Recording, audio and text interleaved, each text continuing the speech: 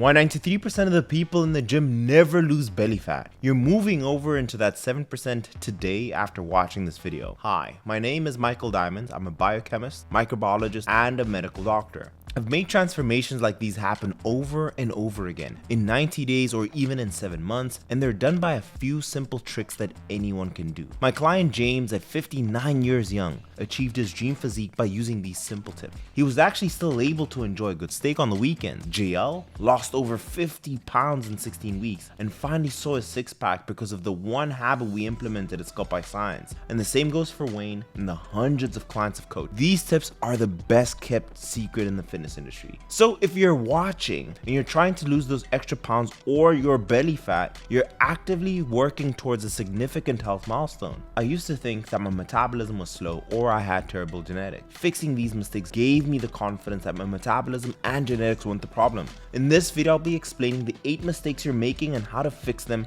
to get to 10% body fat or at least help you drop that belly fat. On the right, I fixed 8 common mistakes that were stopping me from getting to 10%. But before we dive in, a lot of research and editing goes into making a video like this. I work my tail off. Just do me a favor, if you wouldn't mind. Gently bless the like button. It would be greatly appreciated. And if you enjoy this kind of content, subscribe and hit the notification bell if you're new. Let's kick it off. Mistake number 1, you're not getting enough protein. From this day onwards, I want you to eat 30 to 60 grams of protein per meal. A balanced diet is one of the most important parts of a healthy weight loss regime. By balanced, I mean the right proportions of your macros, protein, carbs, and fat. Not getting enough protein is also a common mistake. Protein can boost fat loss in many ways. First, because of its high satiety, it keeps you fuller for longer. And second, because protein is more metabolically active, meaning your body burns more calories digesting protein compared to carbs and fats, so it can boost your metabolism. And thirdly, it helps you build lean muscle tissue that can further boost your metabolism. A study published in the Nutritional Journal experimented on 3 groups of women and gave them different proportions of protein. After 16 weeks of dieting, all groups experienced weight loss and fat reduction, but the group with high protein and a high dairy intake showed the greatest fat loss compared to the other groups.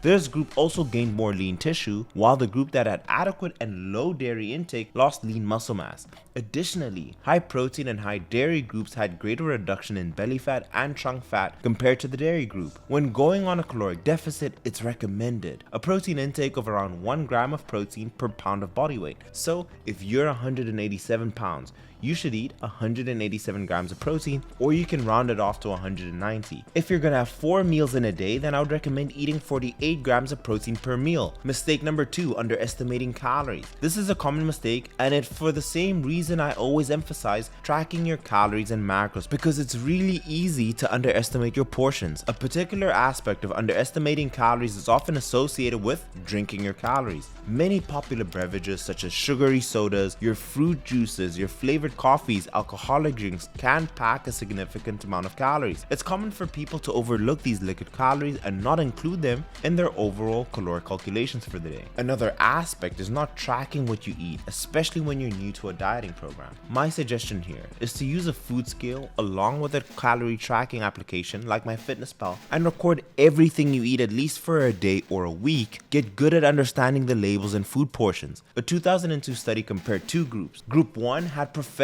dietitians who had experience in recording food intake, and group 2 had people with very little experience. The results? The dietitians reported their energy intake obtained from food records by an average of 223 calories, which was not different from their energy expenditure, meaning they were at balance. Participants in the control group, as hypothesized, significantly underreported their energy intake by 429 calories, meaning it's very easy to overeat if you're not experienced, and overeating by 400 to 500 calories is enough to keep you out of caloric deficit, and explains exactly why you aren't making any progress despite your efforts. Here's a perfect example. Here are 2 rice cakes with peanut butter. However, one of them has 150 calories extra of peanut butter. You barely notice the difference. Another example is oats. Here are 2 bowls, but one bowl has 200 extra calories of oats. The solution to the problem is simple. If possible, use a food scale to accurately measure the amounts of food you're consuming. After a few weeks of tracking, you have a better idea of your caloric intake.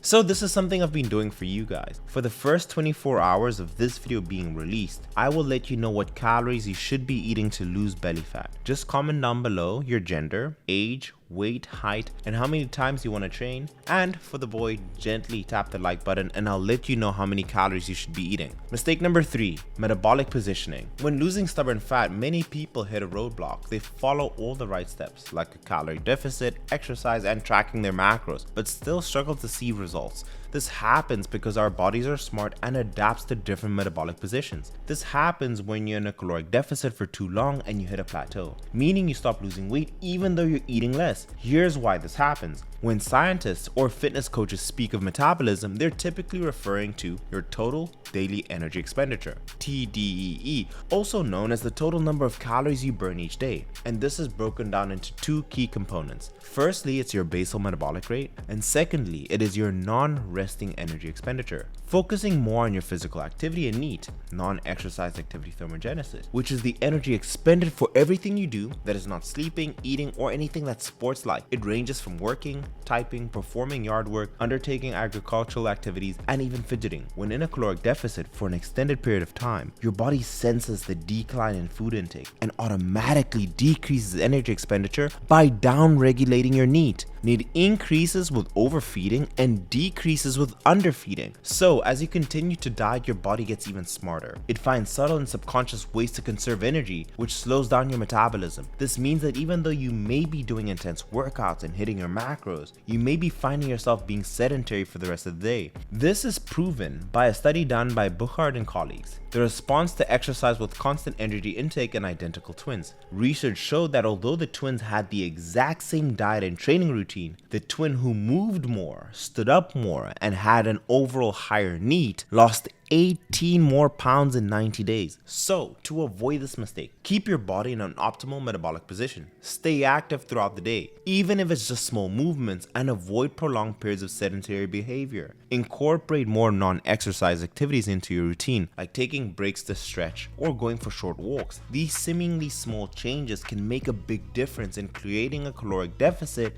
and achieving fat loss. Mistake number 4 is a lack of patience. It's natural to want quick results and instant gratification, but sustainable and healthy weight loss takes time. It's important to understand that healthy weight loss is a gradual process. Your body needs time to adjust to new habits and undergo physical changes. Sometimes that's the last bit of fat on your belly is the last to go. My advice here is make sure you're on the right diet and doing the right cardio. If you're making any of these mistakes, try adjust accordingly. I also recommend tracking your progress once every 2 to 3 weeks and don't rely on the weight scale alone. Combine it with picture and tape measurements and pictures to get the most accurate measurements. Celebrate the small achievements along the way and acknowledge the progress that's happening, even if it's not always visible on the scale. Setting realistic expectations and adopting a long-term mindset can help you stay motivated and committed through your journey. These transformations have truly been life-changing for my clients. It's just not about losing the fat. It's about finally becoming the man you've always wanted to be, a top 1% man. If you're ready to finally make a change and take responsibility for your life and health, and you're ready to lose the fat, you're ready to optimize your energy levels and gain that supreme confidence, pause the video right now, scroll down below,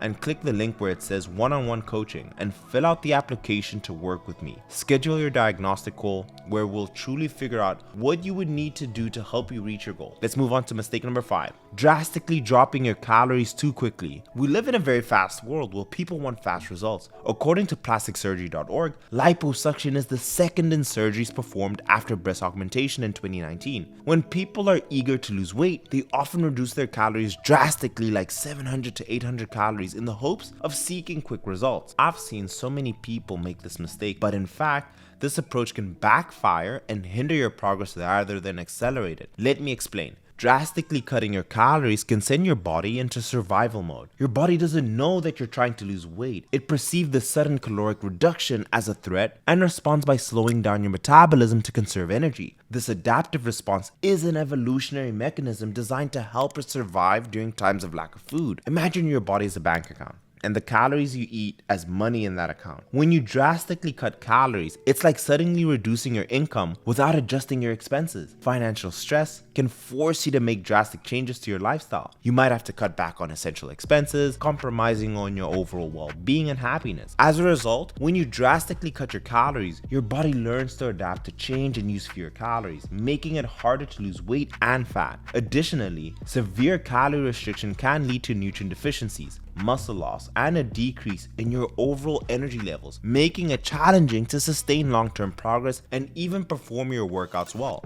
My advice: instead of drastic caloric reductions, aim for a moderate and sustainable caloric deficit, typically 250 to 500 calories per day. Depending on your individual needs and goals, this approach allows your body to adjust without triggering a survival response, ensuring a healthy and steady rate of weight loss. Mistake number 6 is too much cardio. A common myth in fitness world is that more cardio equals more fat loss. While cardio exercises such as running, cycling, and aerobics are essential for heart health and burn calories, excessive cardio can have a counterproductive effect on your body. Studies have also shown that the duration of cardio sessions impairs strength and muscle growth. That being said, it's not the cardio that impairs muscle growth, but too much cardio can provide a negative effect. The old, too much of a good thing is a bad thing. Think of cardio like watering your plants. If you water your garden excessively, thinking that it will result in faster growth, you might end up drowning the plants. Similarly, when you engage in excessive cardio, you're overwatering your body, which can lead to negative consequences. The main reason behind this is that too much cardio can put your body under chronic stress. This stress response can trigger the release of the cortisol hormone, the stress hormone, which can inhibit fat loss and even promote fat storage, particularly around the belly area.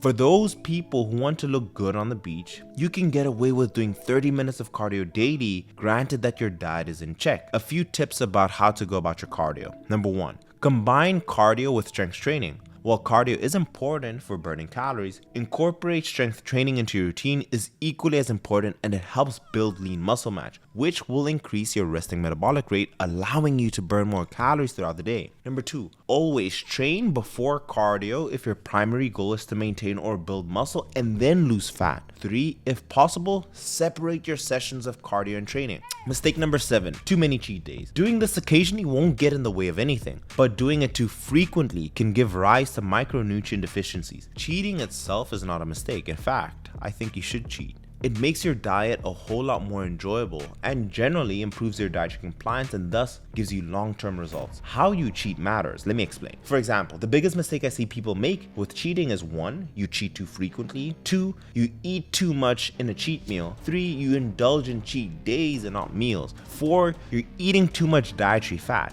5, drinking too much alcohol. My best advice: stay away from entire days of overindulging, but rather have a meal outside of your plan once in a while. I've made a video detailing how to go about cheat days. I've linked it in the description. For the purpose of this video, in short, cheat once per week and try not to exceed 150% of your caloric intake for the day. With my coaching, I make sure my clients lose weight with an enjoyable diet and tailored to their program and training. If necessary, I will incorporate refeeds and explain in detail this information via call. And again, if you are interested in coaching, you can apply for it. If we're a great fit, we'll jump on a call and we'll figure it out. The link's in the description. Mistake number 8 is a lack of quality sleep. What if I told you 1 in every 3 people in the United States is not getting recommended 7 to 9 hours of sleep per night on a regular basis? This is detrimental to your health. Lack of sleep can jeopardize your fat loss journey through many mechanisms. Number 1, it affects our hunger hormones, leptin and ghrelin. Leptin is produced by your body's fat cells, and its main job is to tell your brain that you've had enough to eat. Ghrelin, on the other hand, is the hunger hormone. It's released primarily in the stomach. When your stomach is empty, ghrelin goes to the brain and says, hey, we need food down here. Together, leptin and ghrelin regulate and help your hunger and fullness signals, keeping your food intake in check. According to research, sleep deprivation decreases leptin by 10% and increases ghrelin by 28%, which means not only do you lose less fat, but you also feel hungrier when you sleep less. Number 2, lack of sleep increases your craving.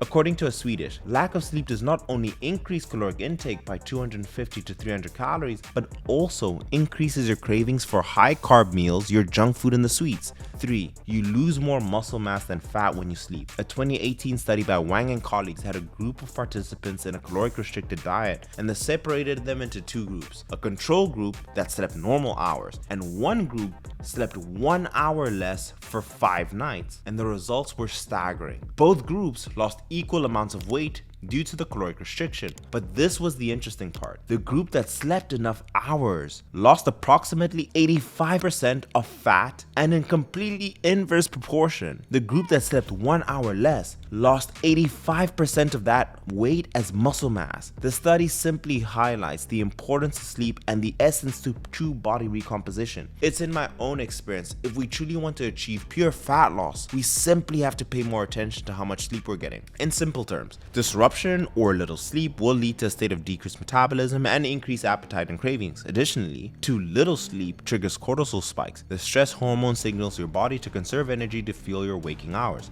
Therefore, to properly maintain a healthy metabolism and tissue health, you need a minimum of 7 hours of good quality sleep. I promise you, if you change a few of the things that I've mentioned in this video, or all of them, you will lose that belly fat. Be patient, follow all the tips I've given you consistently. But with that being said, I'm in the comments of this video. Ask me, I'm here to coach you, get my help. Comment, hey Mike, this is what I'm going through, and I'll help you. Again, also, if you want to know what calories you need, just let me know in the comments, I'm there for you. And in return, all I ask is the gentle thumbs up. That helps the channel. It allows more people to find this content so I can help them. And if you guys want to work with me one-on-one, you're serious, go into the description, go on to one-on-one coaching, click on that and fill out the application to the best of your ability. But I'll leave the video here. These two videos are amazing. Peace, bye.